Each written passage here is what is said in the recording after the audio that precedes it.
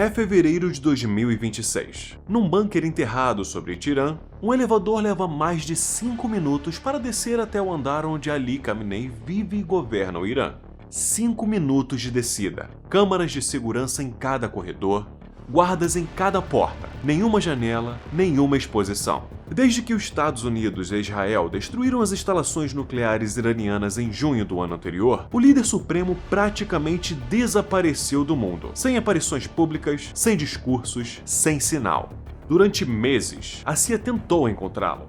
Drones militares circulam sobre Tirã, satélites são reposicionados, agentes infiltrados rastreiam cada movimentação possível ao redor do complexo.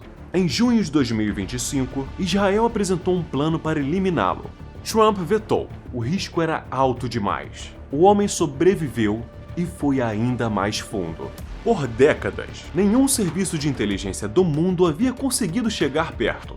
O Mossad tentou, a CIA tentou, todos falharam. Khamenei era, na prática, invisível, protegido por camadas de segurança, por bunkers profundos e pela própria reclusão que escolheu como escudo. Quanto mais isolado, mais seguro. Quanto mais seguro, mais intocável. Era o homem que ninguém conseguia matar. E então, numa manhã de sábado, algo mudou. O que aconteceu naquele dia? Como chegaram até ele? Quem sabia? O que foi construído em silêncio durante meses e o que desmoronou depois é uma das operações de inteligência mais complexas dos últimos 50 anos. E quase ninguém sabe como ela realmente funcionou. Se esse assunto te interessa, já deixa o like antes de continuar. 36 anos no trono de Deus. Ali Khamenei não é presidente, não é general, não é o chefe de governo no sentido que o Ocidente entende.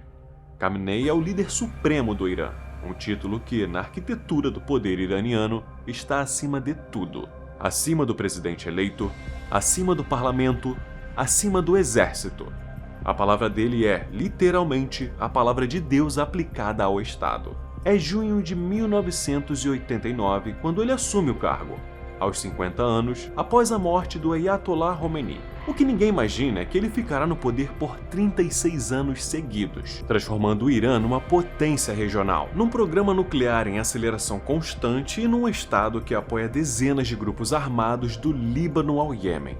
Por décadas, Khamenei é o principal obstáculo à contenção nuclear iraniana. Em Fordow, engenheiros enriquecem urânio em instalações enterradas a 90 metros de profundidade, protegidas por montanhas. Em Natanz, centrífugas giram em galpões subterrâneos projetados para resistir a bombardeios convencionais. O programa existe, cresce e resiste a sanções, negociações e ameaças. Khamenei abençoa cada passo. É junho de 2025 quando os Estados Unidos e Israel decidem que chegou o limite. A Operação Midnight Hammer destrói as instalações de enriquecimento em Fordow, em Natanz, além das facilidades de metalurgia em Isfahan. É o maior ataque à infraestrutura nuclear de um país soberano desde que os americanos bombardearam o Iraque em 2003. Mas há um segundo plano sobre a mesa. Um plano que vai além dos reatores. Israel quer eliminar Khamenei. O dossiê está montado, os alvos identificados, a janela calculada. Trump diz não. O risco de um conflito regional amplo é alto demais. O plano é engavetado. O que acontece depois é previsível, mas assustador. Khamenei desaparece. As aparições públicas, já raras, tornam-se praticamente inexistentes. O bunker onde ele vive fica mais profundo, mais isolado. O elevador que o leva às câmaras subterrâneas passa a levar mais de 5 minutos para chegar ao nível onde ele dorme, trabalha e governa. Do ponto de vista operacional, eliminar o homem ficou ainda mais difícil. Em janeiro de 2026, o Irã implode por dentro. Protestos eclodem em todas as 31 províncias, os maiores desde a Revolução Islâmica de 1979. O gatilho é econômico: sanções, inflação, desemprego. Mas a multidão nas ruas rapidamente troca os cartazes de preço por cartazes políticos. O regime responde com brutalidade. Forças de segurança matam dezenas de milhares de manifestantes. A repressão é filmada, vazada, transmitida ao vivo pelo mundo inteiro. Trump responde mobilizando a maior concentração de forças militares americanas no Oriente Médio desde a invasão do Iraque em 2003. Em fevereiro, há uma última tentativa diplomática. 3 rodadas de negociação acontecem em Muscat, Omã, Do lado americano, Steve Witkoff e Jared Kushner.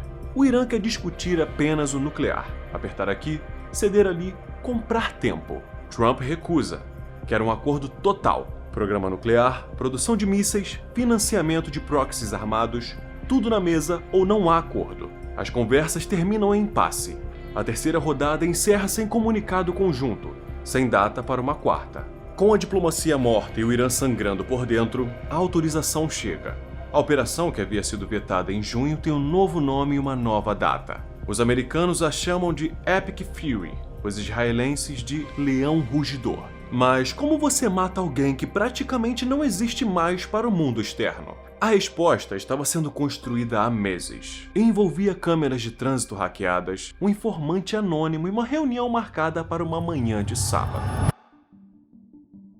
A caçada. Meses de invisibilidade e um único erro. Depois da Operação Midnight Hammer em junho de 2025, a CIA não desmobiliza, faz o oposto. Com Khamenei cada vez mais recluso e o assassinato vetado por Trump, a agência aprofunda o que já vinha fazendo há anos: rastrear o homem de forma obsessiva, contínua, sem pausas. Drones militares americanos do modelo MQ-9 Reaper, os mesmos usados para eliminar alvos no Afeganistão e no Iraque, passam a circular sobre Tirã em rotação permanente. Satélites são reposicionados, câmeras, sensores e sistemas de escuta eletrônica cobrem o complexo onde Khamenei vive e trabalha. A missão não é atacar ainda, é saber, em qualquer momento, onde ele está. Mas tecnologia sozinha não localiza um homem que mal sai de um bunker subterrâneo. O que completa o quebra-cabeça é o trabalho do Mossad. Para quem não conhece, o Mossad é o Serviço de Inteligência de Israel, o equivalente israelense da CIA americana ou do MI6 britânico, mas com reputação de operar de formas que nenhum desses admite publicamente. Infiltrar agentes em países inimigos, recrutar informantes dentro de governos adversários, planejar operações que levam anos para ser executadas. É o Mossad que, silenciosamente, constrói uma rede de fontes dentro do círculo de Khamenei ao longo de anos. Não são espiões de cinema com acesso a cofres e documentos secretos. São pessoas comuns que circulam no ambiente, funcionários, fornecedores, seguranças de baixo escalão. Pessoas que sabem onde o líder supremo se alimenta, como é feita a entrega de mantimentos, quais portas são usadas em quais horários. Informações que parecem banais, mas que, somadas, constroem um mapa de comportamento impossível de falsificar. Para entender como esse método funciona na prática, basta olhar o que aconteceu 18 meses antes. Em julho de 2024, Ismail Haniyeh, o líder político do Hamas, foi assassinado dentro do Itirã, num apartamento considerado de alta segurança. A investigação posterior revelou que o Mossad havia contrabandeado explosivos para dentro do prédio 2 meses antes da chegada de Haniyeh. 2 meses plantados em silêncio e esperando. Isso só é possível com alguém por dentro, com acesso, com tempo. É exatamente esse modelo que é aplicado ao caso Khamenei, só que em escala maior e com muito mais paciência. Há ainda uma terceira camada nessa operação. A inteligência israelense invade remotamente os sistemas de câmera de trânsito do Itirã, especialmente as câmeras instaladas nas ruas ao redor do complexo residencial de Khamenei. O objetivo não é filmar o líder, é mapear os seguranças, os turnos, as trocas de guarda, os pontos cegos, os horários em que determinados portões ficam sem cobertura direta. É a diferença entre saber que o alvo está em algum lugar e saber exatamente o segundo em que ninguém está olhando para o lado certo. Com toda essa infraestrutura montada ao longo de meses, o plano de ataque está definido. Será noturno, como foi o Midnight Hammer. A escuridão oferece cobertura aos aviões, dificulta a resposta iraniana e reduz o risco de interceptação visual. O cronograma está traçado. E então, numa sexta-feira à noite, a CIA recebe uma informação que muda tudo. Uma reunião está marcada para amanhã do dia seguinte, sábado, 28 de fevereiro de 2026, no complexo de liderança em Itirã, com Khamenei presente ao lado da cúpula militar. É uma janela rara. O homem que passou meses praticamente invisível vai emergir do bunker por algumas horas. Os planejadores têm uma decisão a tomar naquela noite: esperar pela operação noturna original e arriscar perder a janela, ou antecipar o ataque para aquela mesma manhã de sábado. A decisão é imediata. Mudam o plano. O ataque acontece de manhã, 28 de fevereiro de 2026. São 6 horas da manhã em Israel. Os jatos de combate decolam.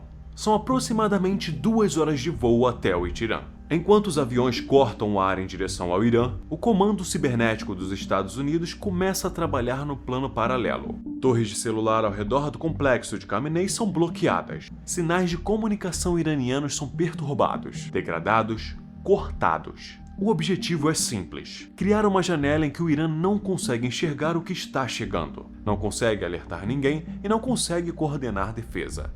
Em questão de minutos, partes do sistema de defesa aéreo iraniana ficam parcialmente cegas. 9h40, horário do Itirã. O impacto. 30 bombas de alta precisão caem sobre o complexo. Mísseis Blue Sparrow de longo alcance completam o ataque. Khamenei não está no salão onde a reunião acontece. Está num edifício adjacente. Não importa. Ambos são destruídos. Morrem com ele Boshra Khamenei, sua filha, Zahra Mohammad Gholpayegani, sua neta, Mesbah Bagheri Kani, seu genro, Zahra Haddad Adel, sua nora. Aproximadamente 40 líderes sêniores, 13 generais de alto escalão confirmados. Nos minutos seguintes, o Irã entra em colapso de comunicações. Quem está dentro do complexo não consegue ligar para fora.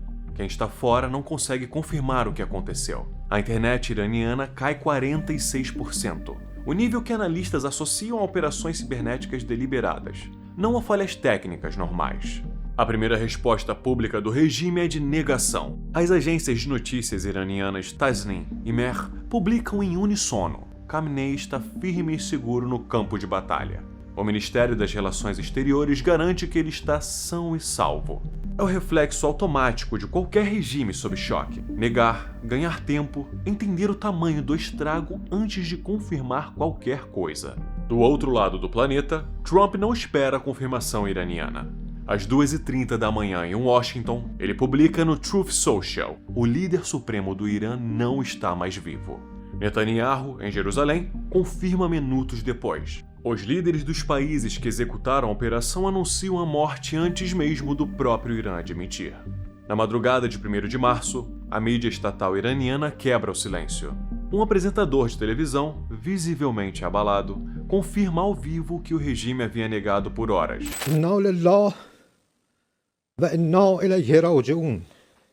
40 dias de luto nacional, 7 dias de feriado.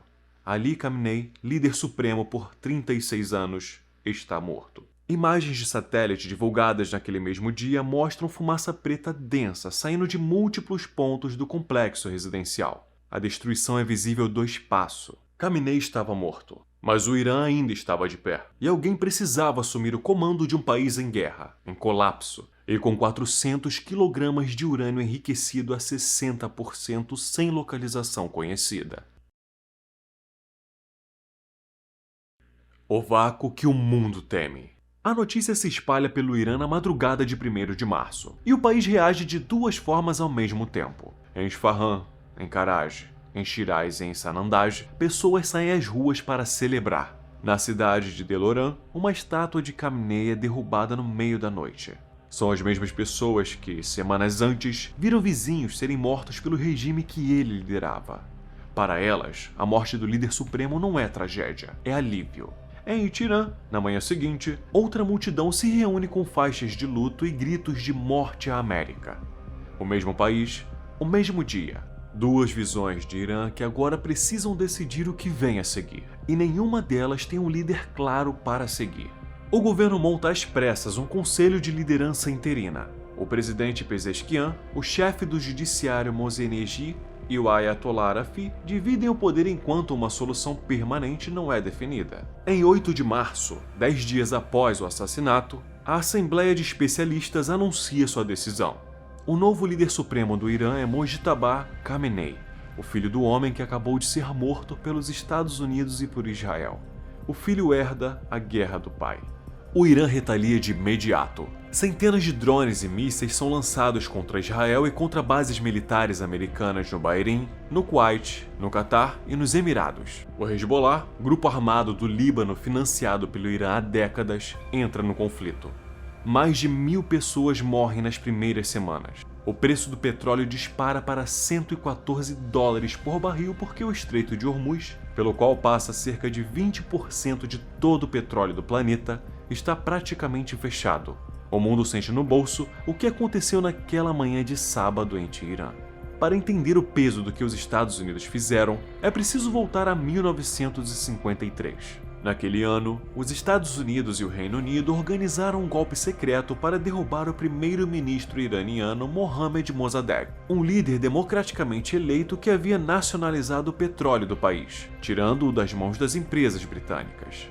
No lugar de Mossadegh, instalaram um Shah, palavra persa para rei, o título do monarca Mohammad Reza Pahlavi, que governou o Irã de forma autoritária e alinhada ao Ocidente por mais de 2 décadas. O golpe funcionou. Mossadegh foi preso, o Shah foi restaurado ao poder, e o ressentimento ficou. Khamenei passou a vida inteira invocando 1953 como prova de que os americanos jamais respeitariam a soberania iraniana. Em 2026, pela segunda vez em menos de um século, os Estados Unidos derrubaram um líder iraniano, desta vez com bombas, não com dinheiro.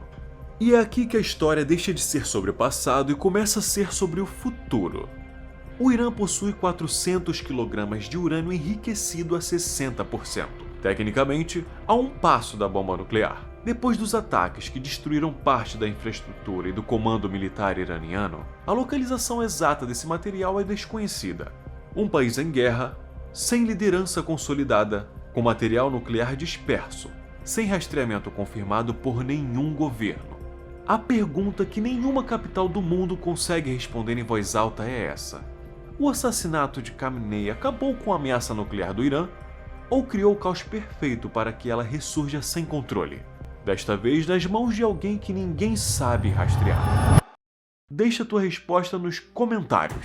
E se você quer continuar acompanhando o que está acontecendo no Oriente Médio, operações secretas, decisões que o noticiário não explica e os bastidores que ninguém mostra, se inscreve no canal. É de graça e cada novo inscrito ajuda esse trabalho a chegar em mais gente.